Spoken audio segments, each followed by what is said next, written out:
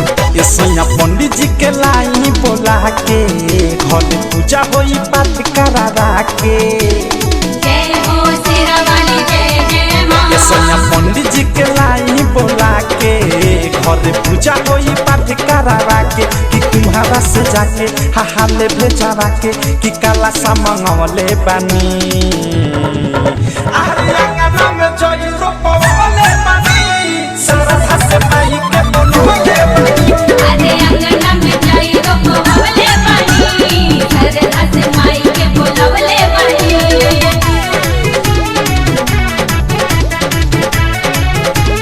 जय मां जय मां जय मां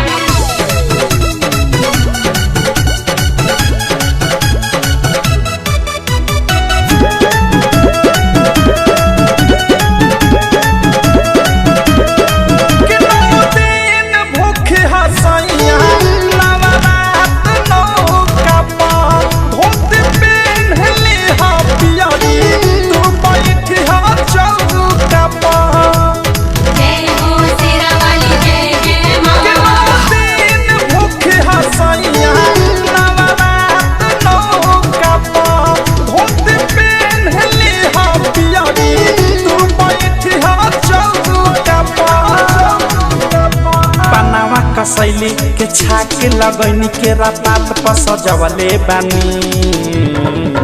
अरे अंगना में जई रोपवले बानी सारा से माई के बोलवे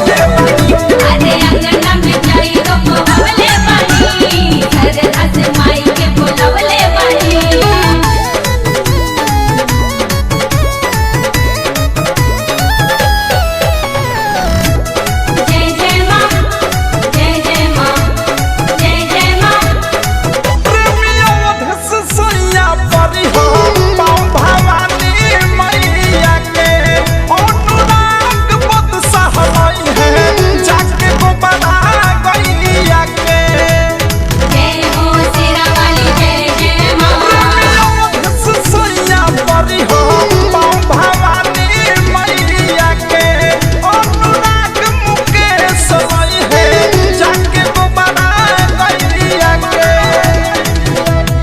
फुलावा जे चढ़े मलिनिया के घरे ऋतिक राज के भेजवले बानी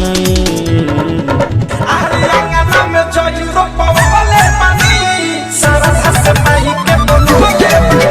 अरे अंगना में जाई रोपवले बानी सरधा से माई के बोलवले बानी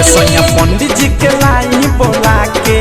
घर पूजा होई पाठ करा के कि तुम्हारा से जाके हाले भेजावा के कि काला सा मंगवले बानी